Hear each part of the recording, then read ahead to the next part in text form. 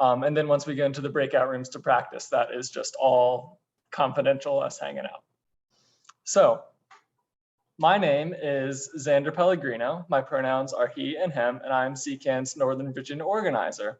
And now I'm going to kick it to the other CCAN presenters to introduce themselves.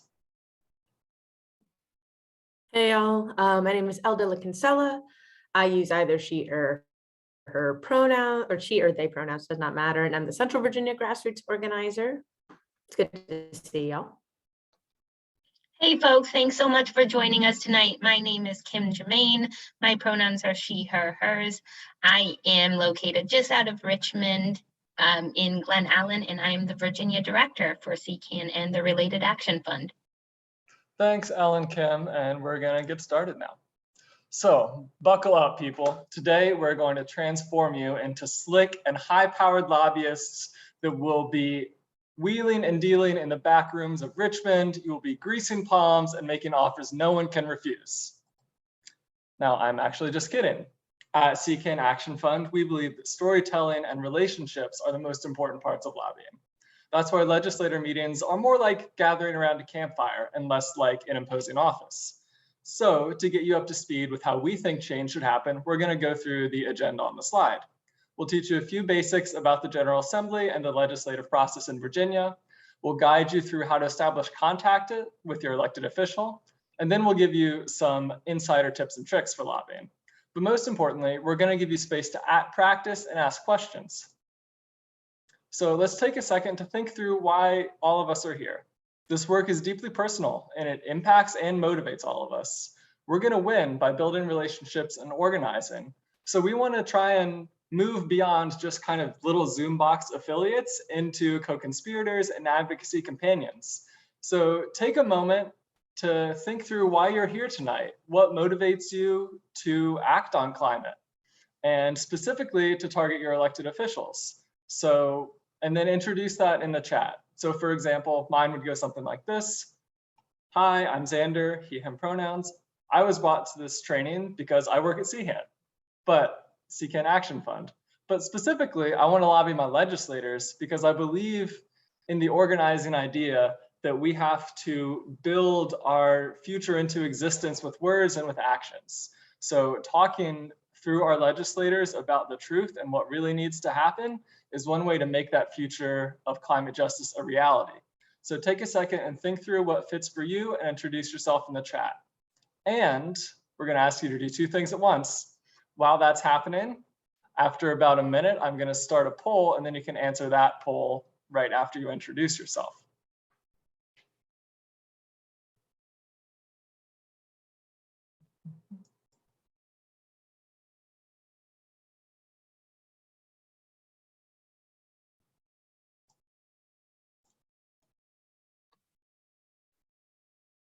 Okay, while people are introducing themselves in the chat, hopefully someone besides Kim has something to say. But I'll put the poll up here so that after people start writing and populating the chat, you can answer the poll questions.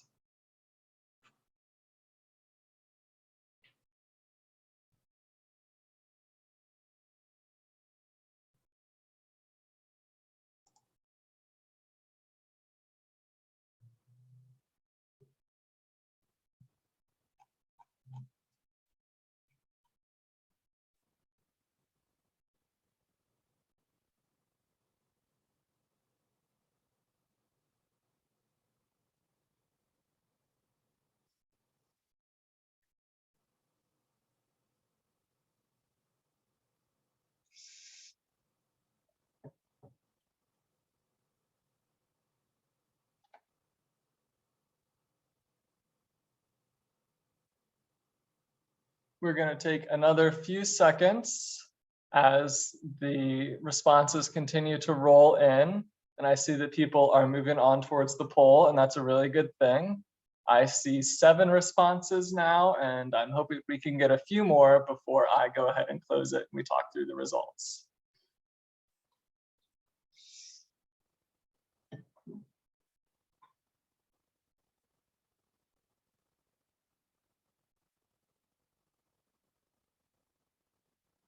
Okay, I'm gonna go ahead and end the poll and we will talk through what's happening.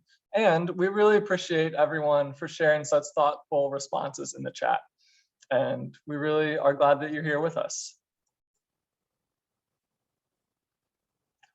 So we will go ahead and share these poll questions. So how many days are in the General Assembly?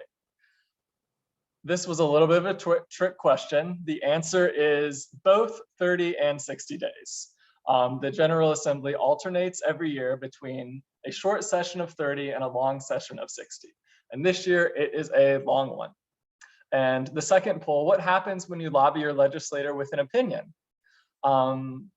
It looks like most people really got this one. They do have a chance to hear your story. They keep track of it in a spreadsheet. They also have a chance to ignore you, but we really do believe that the combination of all of us acting together as one and sharing our individual stories is going to be really powerful and useful. And then the last question, in the event of a tie in the Senate, who breaks it? And we all know this, which is great, the Lieutenant Governor. Sebastian, it looks like we launched the poll right after you were there, but we will go ahead and share the results in a follow-up email as well, and you can see that. Or maybe someone can put them in the chat. While Kim goes ahead and takes us through the introduction to the General Assembly. Thanks, Andrew. So I know that for some of you all, this may be a little bit redundant and many of y'all may know this, but we wanted to make sure that before we get started, we have everyone on the same playing field and give everyone a baseline of knowledge. So here we go. This is just a brief introduction to the Virginia General Assembly. So the Virginia General Assembly is comprised of two chambers, the House of Delegates and the State Senate. The House of Delegates is currently held by Republicans, while the State Senate is held by Democrats. So it's an exciting year of split power. This split power arrangement is relatively new. Republicans won a majority in the House in November of last year. You can go on. And then here is just a little basic primer. If you're wondering who your elected official is or how to get in contact with them, if you have questions about who represents you, you can either go to VPAP or the Virginia General Assembly website, and we will drop that in the chat for y'all so that you can see them. It's really intuitive, pretty easy. You just drop your home address in there and it will tell you who represents you. Okay, next slide. And here is the fun and exciting part, the Virginia legislative process. So how bills start and come to fruition is that legislators either have a policy proposal themselves or get an idea from a lobbyist, an advocacy group, or a constituent. Ideas or concepts are then shared with the Division of Legislative Services here in Virginia, which provide legal language. At this point, the legislator is the chief patron. Once a bill is drafted and submitted, it is assigned to a committee. Committees are designated by topic or issue area, and you can think of committees as basically gatekeepers. They are the folks who ask questions and get to consider legislation before it gets to the floor. There are also subcommittees. Bills make their way from subcommittee to committee and then to the floor. Committees often take public testimony and discuss components of the bill. If the bill is going to be amended, that usually happens in the committee process as well. If a bill makes it to the floor, there may be discussion and debate amongst legislators, but there will not be an opportunity for public comment or testimony on the floor, usually. And so on the left side, you can see kind of a key for how bills are voted on in committee. If a bill is reported, that means that it moves on through the process. And then there are a number of ways that bills get killed. They are either passed by indefinitely, which is a gentle way of saying that they die in committee. They are passed by for the day, which is not the end all be all. They'll generally come back to those bills. And then bills can also be laid on the table, which also generally means that they're not going to be taken up again. All right.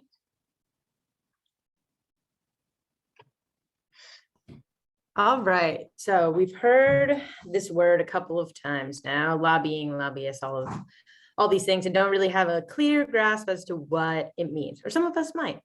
But usually we have this image of some sort of interest, like whether that be a private or public interest in some human being in a suit or heels or whatever, all dolled up, going and shaking hands with everyone.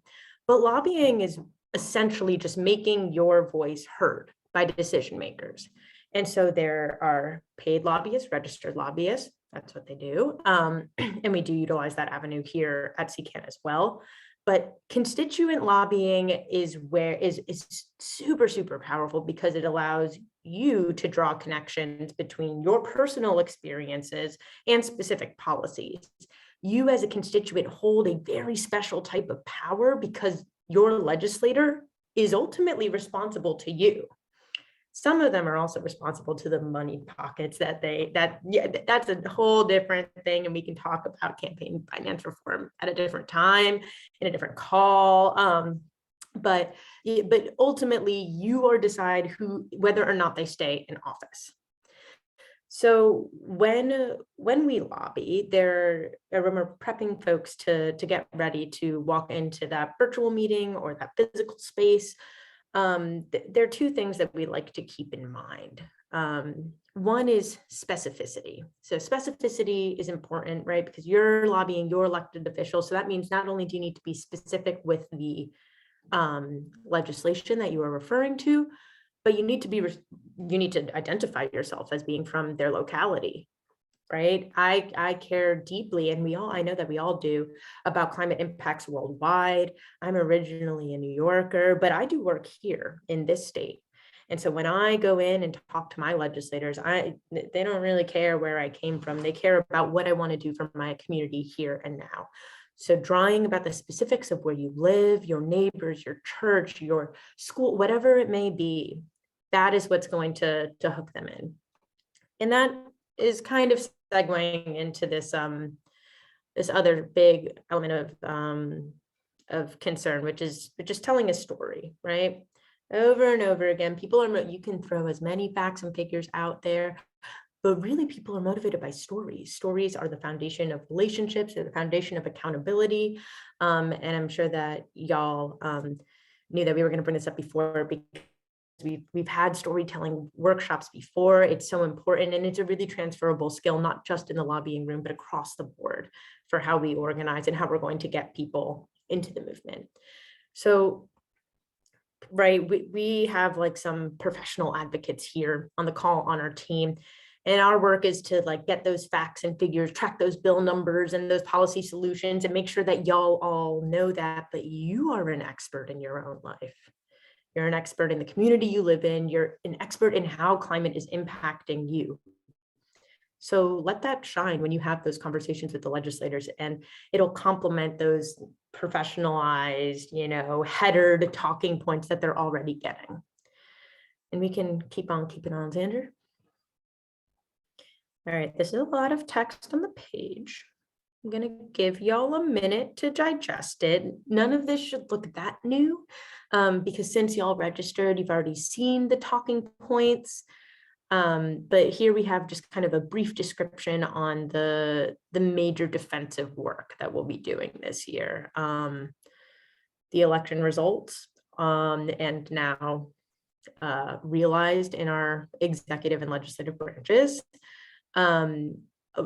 We have to be on the defense. And so there have been some areas of major progress over the past couple of years, about the Regional Greenhouse Gas Initiative, RGGI, the Virginia Clean Economy Act was passed in 2020, VCEA, and then last year we passed the Clean Car Standards, which is incentivizing electric vehicles, allowing for that to be a reality here in Virginia. So as of right now, there are close to 40 bills and budget amendments that are all trying to either roll back, distill, or completely scrap some of the things that you see in front of you right now. And so it is super imperative that legislators are hearing from their constituents about the benefits of these bills. So we like to frame our talking points, our, how we're walking into the room with what have these policies brought to us? What, because when you are talking about the positive influence, it's implicit how devastating it would be when it gets taken away. So really harping on, the proactive side of these climate measures. I'll give you all another minute to read through, and I'm not super paying attention to the chat right now, but feel free to pop in questions along the way, and we'll address them all a little bit later.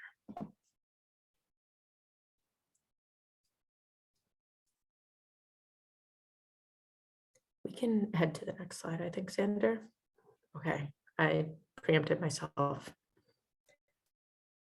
Questions, thoughts, feelings. We have a couple minutes here.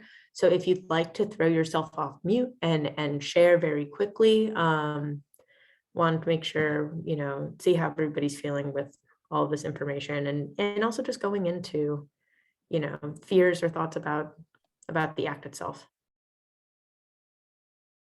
Yeah. Yes, Russ.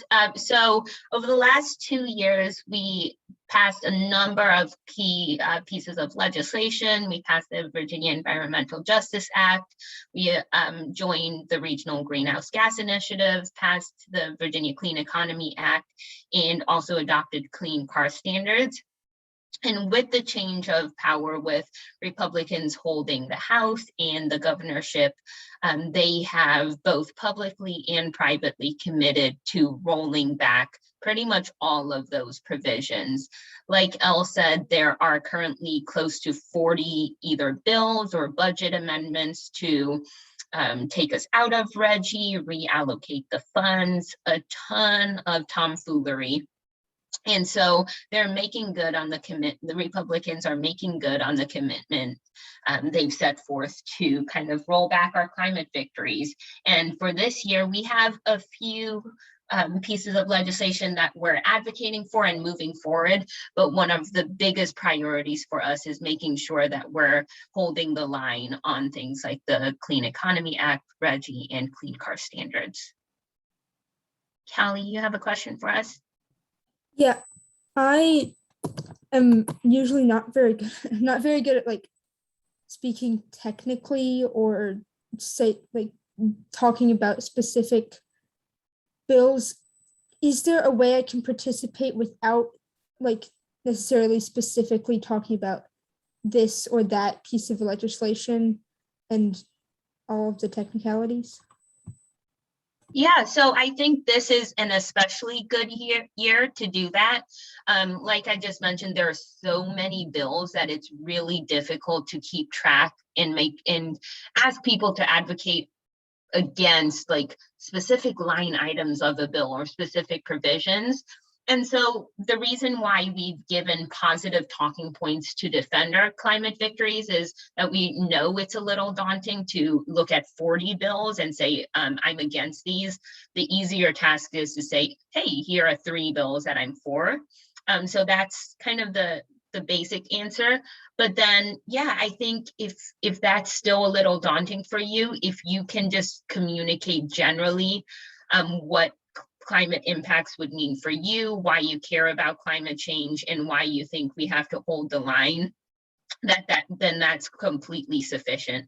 The most important thing is just being clear about what your ask is. If you want to say, this is why I care about climate change, and for that reason, we want you to oppose any legislation to roll back our climate progress, then that's the most important thing, that you kind of wrap it up with whatever your ask is.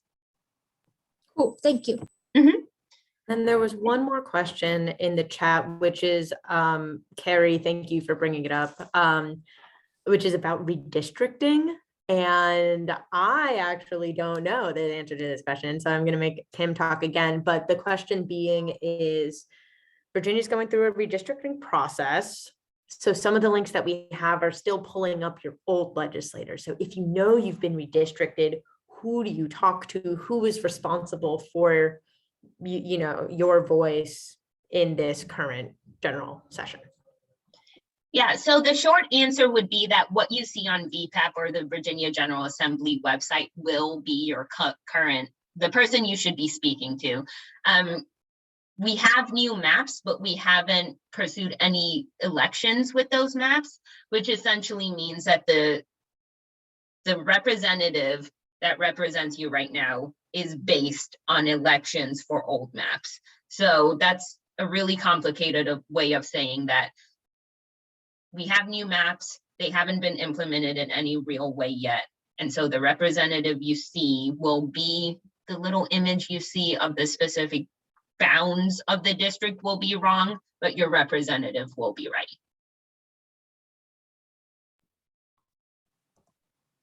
Okay.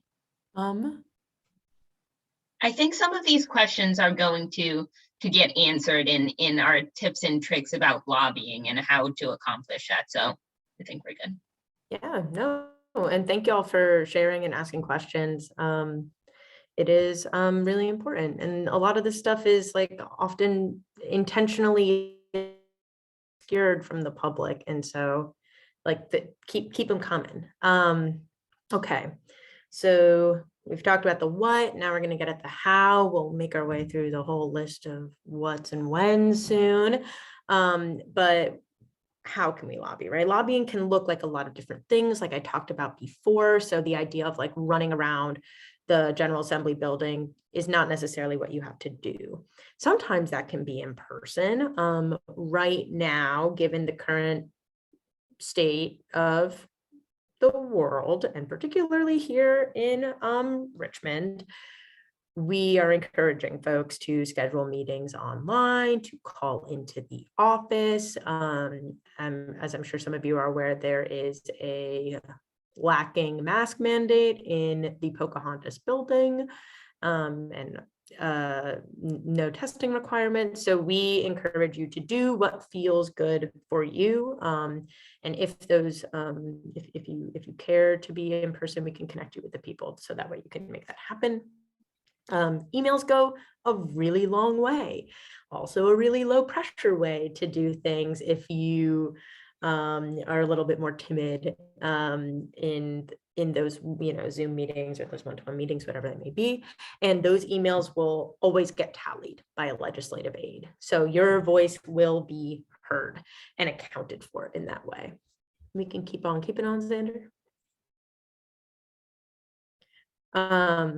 And so since we are in semi-virtual space, we can continue to reach out to our legislators via every online communication tool at our disposal. The world is big. We don't need to just send emails anymore. We can, they're an awesome tool, but if you are so inclined or if things are happening in real time, you can @ your legislator on Instagram, call them out. They're checking it. They will see it. Their phone will ping in the room. So you, thank you, Carrie.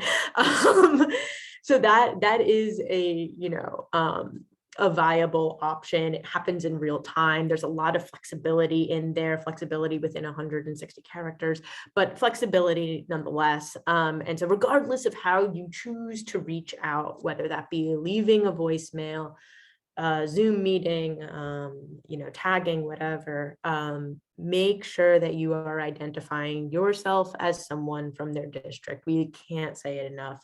There's a massive amount that is coming to these folks' phones, in their ears, through their legislative aides, whatever it may be, but they will prioritize the voices of those in their district above all else. So make sure that you are making that known. And you can keep on. Awesome. Okay, so in regards to this lobby day, that this meeting is in preparation for, if we haven't said it yet, this meeting is to try to prepare you for a VCN lobby day on February 1st, and I will keep saying it later. So less applicable to this upcoming lobby day because VCN is taking all of the work out of your hands, out of our hands, planning meetings for us. So you will just have to hit like into your calendar invite, okay, and immediately link yourself into a room with whomever. But if you cannot attend the February 1st lobby day, or you have other priorities, you know, whether that are not, we all live multifaceted lives. I am keeping a keen eye on education and good governance and criminal justice, or, you know, legislation, and I'm sure you are too. And so these tools, while they are immediately kind of funneling into climate legislation, you're going to get all these slides. Take it, use it. You know, use it to advocate for, you know, not just defense, but there's some other things that are going on, you know, positive things. You can use that too. So I encourage you. That answer will be answered. That question will be answered shortly, Russ, but I will keep on keeping on. Yeah, voting rights, all of these things. So that is an outline. I'm assuming y'all have breezed through and you're going to get it all later, so we can keep on going. Thank you, Xander. Okay. We're walking into the room. There are a couple of things that you should know, that you should have. So one of them is going to be your like talking points that are amended for your story and what you want to say. But there are ways to get under these folks' skin. Here are a couple of things that you can look at to help prepare for a meeting with a legislator. So you can just kind of get a sense of their, you know, their bio, what their interests are. You already know what district they represent. Some legislators more than other are concerned with what other organizations think about them. And so what is a really valuable tool are things like the League of Conservation Voters Scorecard, which we'll drop in the chat, which can give a really quick peek into somebody's voting history, because sometimes scrolling through the Virginia Public Access Project can be a little bit overwhelming. So that will kind of give you a, you know, yay or nay on some of these folks. And if y'all have any other things that you have found that's worked for you, feel free to throw them in the chat and let us know. This is a good starting point before you walk in.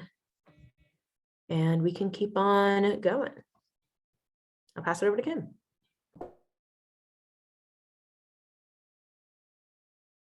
All right, thanks, Elle. And now we're going to give you some lobbying tips and tricks. All right, I won't read the slide to you, but I will go over some top lines. First, like Elle just said, be prepared.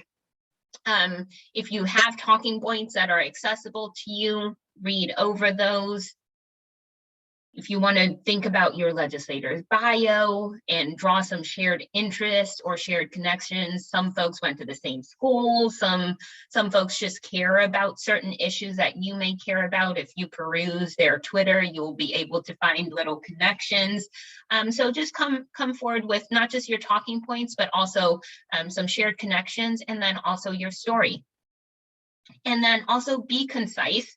Legislators often have a very busy schedule, so you want to take advantage of the time that you do have with them. If you are lobbying with a group, be sure to designate roles ahead of time, so y'all aren't speaking over each other or spending any time confused in the moment. Secondly, state the bill number and make a clear ask. You want legislators to know what you're talking about, the specific bill that you're referencing. If you want them to support the legislation, make sure you ask that directly. Can we count on your support? Can we count on you to oppose these bills rolling back climate victories? Also, we've said this over and over again at this point, but most importantly, draw a clear link between your personal experience, the district, and the legislator, and the specific bill numbers. Legislators hear from paid lobbyists all day long, and if you can leave them with a story that pulls at their heartstrings, or even just makes it clear to them the impact on their constituents and their district, that's much more impactful than lobbyists going in there and working on behalf of an entity that they get paid by. And we can go on to the next slide. Here is some guidance for what to avoid during legislative meetings. This sounds a little bit harsh. This says whining and threats, so I'm going to assume that y'all know that. But just remember that legislators and their staffs are people too. They're trying to keep track of thousands of bills over a number of issue areas, and they're trying to do it in a short 60 days. So be kind and be patient. Also, if you are joining on behalf of an organization, do not misrepresent their views or stances. And then finally, do not feel pressured to have all of the answers. We know that you're going in there with some talking points, and legislators may lob some questions your way that you don't have the answer to, and that's fine. Just let them know that you'll follow up with them. You can do that via email or some other venue, but feel free to reach out to us and we'll try to answer that question for you. We'll try to connect you with somebody that can answer the question for you, so you can make sure that you get that legislator the answer that they're looking for. Okay.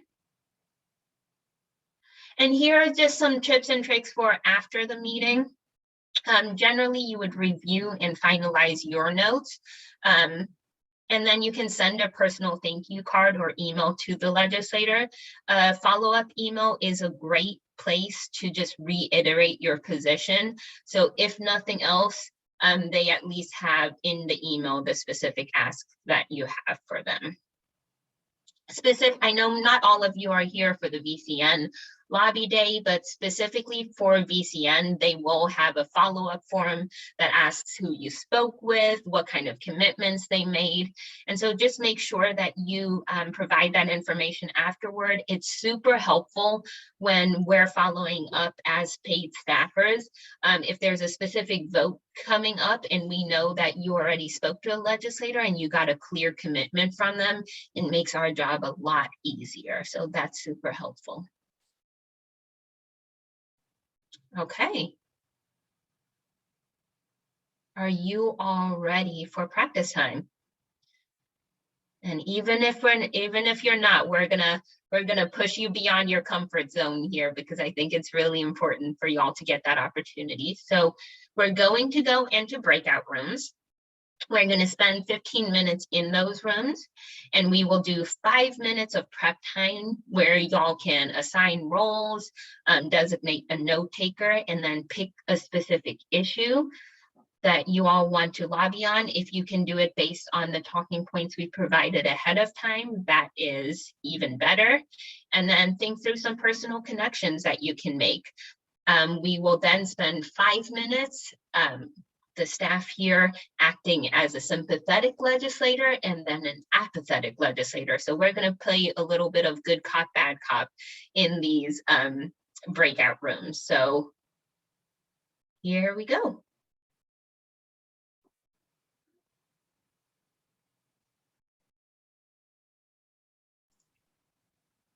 Elle is just setting up the rooms. There we go. All right, and you should see a prompt to join a breakout room.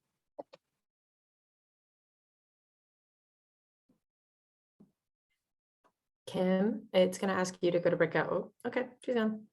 Yeah, she went to one and I go to 2. You want to go to 2? Okay, Right? Because she went to 1. sure, go to 2. Mhm.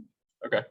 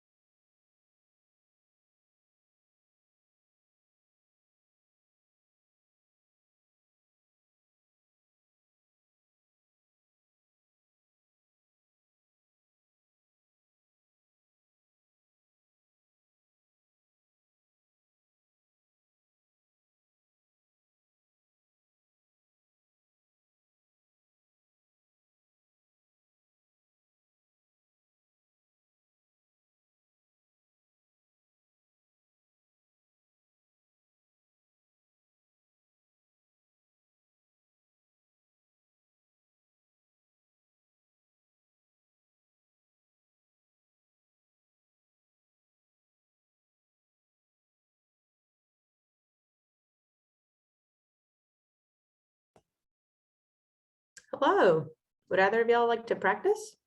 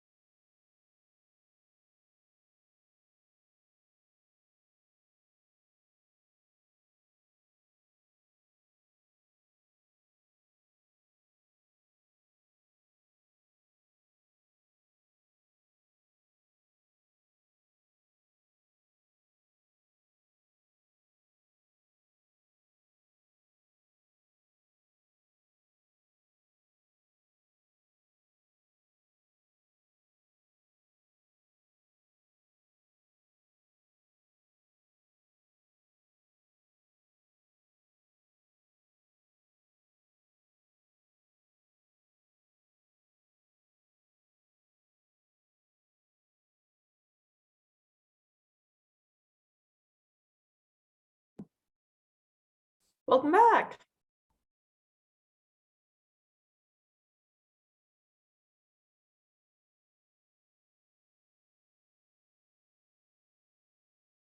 Hey, all. Welcome back.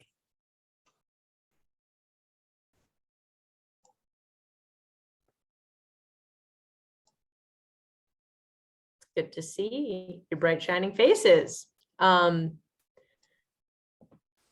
I think I would love to hear how that went for some of y'all. And you can raise your hand, come off mute. Let us know, things that went well, things that didn't go well, nerves, fears, things that are still lingering, things that have been assuaged. Floor is yours. I have a question. And maybe I missed it because I tuned in a little bit late, but are we going to be assigned to groups ahead of time for the lobby day? Yes. So for lobby day, what generally happens, and I'm sure it will happen this year, is that they reach out to legislators and find a slot on the legislative calendars.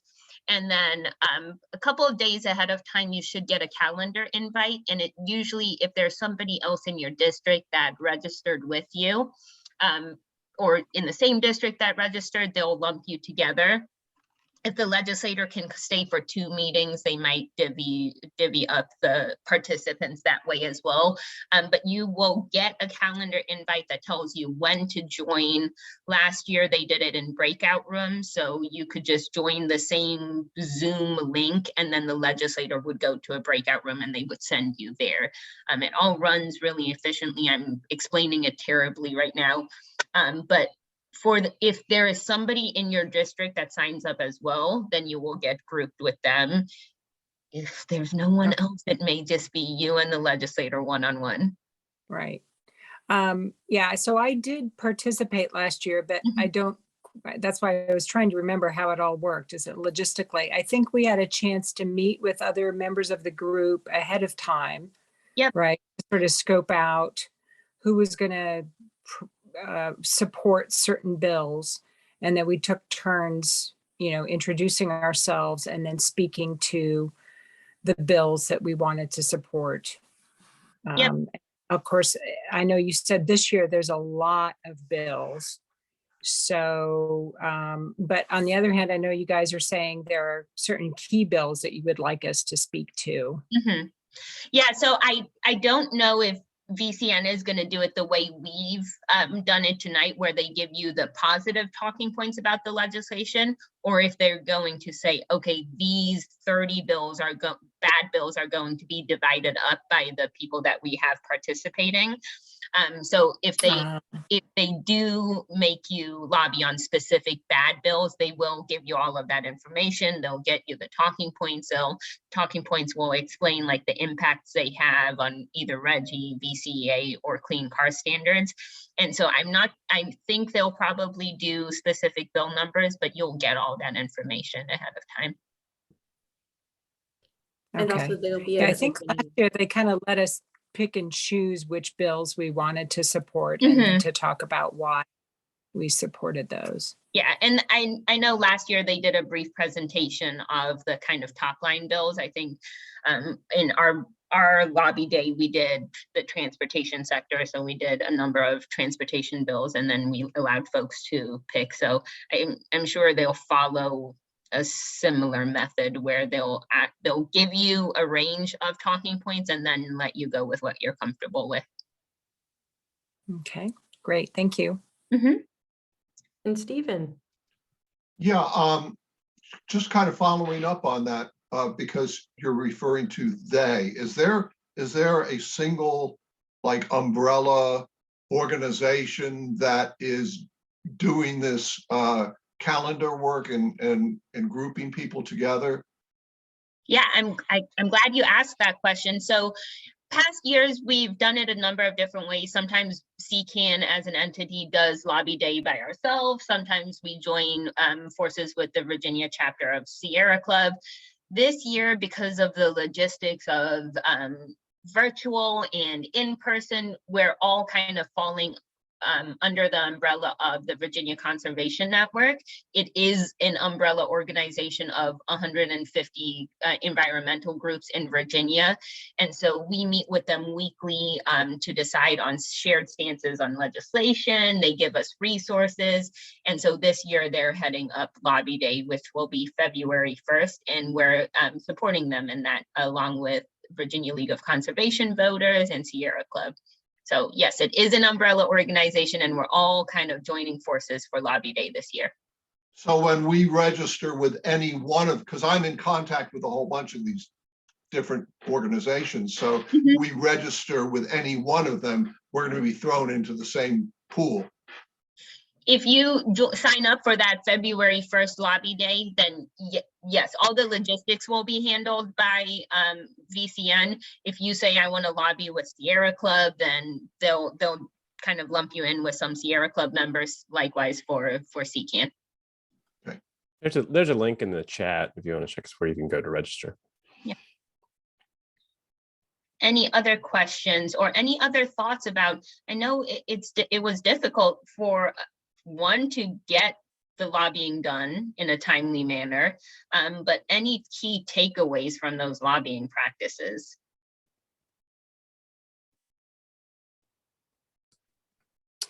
I felt like having a story is good, but also getting to the point, like really having a tight like what you're getting to, and being very clear. Yeah, seems to be important. Yeah, and like I said, we didn't have bill numbers, so it made it a little difficult for practice. But yeah, absolutely, you want to make sure that you're stating from the jump what you're there for, and then reiterating that throughout the process. And yeah, absolutely, you want to make sure that that story connects to the specific piece of legislation, so that you can follow that thread throughout the lobbying meeting. Yeah, this is kind of similar, but just like having it thought out beforehand, having it like what you're going to say, so that you don't repeat things, so that you don't. This isn't even something I got from that session. This is just something I've been thinking about myself. Like, I need to have it planned out, maybe written in front of me, because otherwise I'm going to be going and saying the same thing over and over throughout the entire thing, and it's just going to be a mess. Yeah, Callie, that's really important. And Ellen Zander will tell you, I am a big proponent of writing down what you plan on saying. I forget things. I get confused and scrambled. I highly encourage y'all to do that. Do the research if you want to think through how to connect your story ahead of time. That's all great. And we have maybe another minute for any other key takeaways before we tell you about next steps. So I've started prepping my state senator by sending emails referencing specific bills in advance of the face-to-face or screen-to-screen meetings that we're going to have in a little over a week's time. And I think that's a good approach, to basically get it in front of them before you actually meet. Yeah, that's a really good note. And one thing that we do, and y'all can also replicate, is every week I send kind of our organizational positions on bills, but then I also link any media that I've seen. So if you see like a letter to the editor in your newspaper, or if you see an article that you think your legislators should see, send that along to them with a specific note about your thoughts. The more they see these stances in front of them, the easier it makes our argument. That's a really good note. Thanks, Stephen. And I'm going to drop in the chat for y'all the Vcn Bill Tracker. It's really handy. It tells you where the bills are. It tells you, it links you to some talking points. It tells you where those bills are going in committee. And you can also see all the dozens and dozens of bills I have to deal with every day. So enjoy that. Okay, and I'm gonna let us move on to next steps. Okay, so everyone already asked all the questions that I was going to talk about on this slide, except for one. So a note for us next year is to put this slide earlier in the presentation. So you can see the general outline of the day. There is go back one. There is a opportunity to virtually meet in the morning and have a kickoff with VCN. And then, as we've talked about, you will hear from VCN a couple days earlier when your specific meeting is and get the login information from them. Another option that we haven't discussed yet, but we are also collaborating on, is if you are in Richmond and you are ready to be distanced, masked, outside, and in person, they will have a rally at noon. We are confirming what exactly the schedule will be, but it's likely that there will be it's positive there will be a chance to meet other advocates, and it's possible there will be a chance to give some legislator awards, which is something CCAN has been working on to really to bolster people's commitment to doing this and have a chance to have a photo op too. And then, yeah, everything else we've talked about. So in terms of the next steps, you all also almost stole all of these from me, but here are the next steps. And I'm going to put everything in the chat, and I will also send it out in the follow-up email. And Richard, I see your hand, and we'll get to it right after this slide. So next steps, register for the lobby day. This is the big deal. This is when you put those sympathetic and apathetic practices into reality. Go ahead and join us on February 1st. And then you can have a fancy Zoom background like I had in the beginning, because we went ahead and made those for everyone. And then another thing you can do is to join our monthly membership meetings. If you're not a CCAN member already, we encourage you to click the link and become a member. February 8th, we're going to have our members update, and it will be a really good meeting. We have lots of updates about the Mountain Valley Pipeline and our work to stop fossil fuels throughout the Virginia. We're going to break down what recent court rulings mean and talk through our next steps. We also have a really cool collaboration with VCU Arts. One of the most important parts of our job is translating this storytelling of our everyday lives with policy. And one place where that's pretty hard is in terms of mobility for all. What are the links between highways, fare-free, carbon emissions, and people's everyday lives? So to answer that question, we're partnering with VCU Arts, and they have a class who is going to make canvassing materials to help us visualize what this could really mean. And so we'll have them prepped for the summer when we can really take them and hit the streets with people. So February 8th will be our first members meeting with them, and they're going to show us some drafts. And we would love to have you there.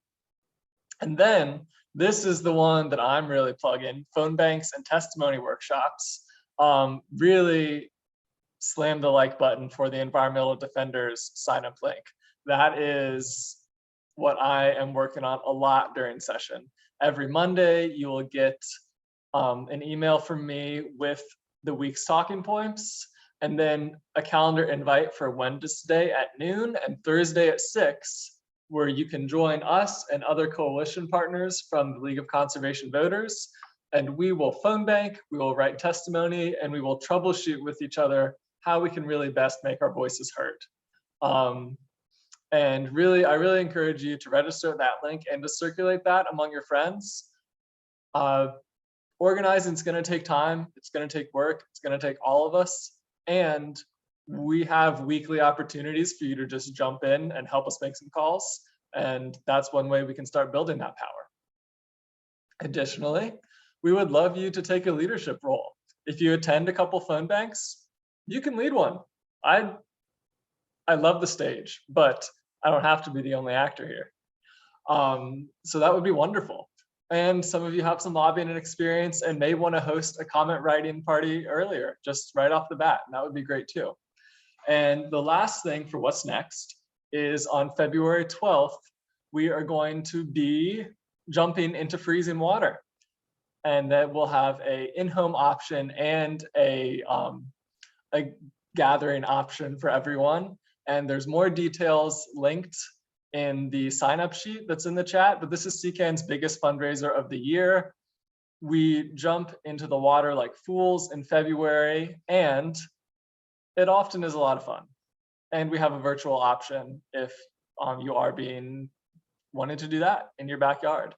And if you decide to come with us to National Harbor, we have opportunities for leadership and volunteering to table and help make the thing run smoothly. So I believe that is all the updates. And I know it's a lot, so they will be in the follow-up email. So now we're going to open it up for last ditch efforts for questions.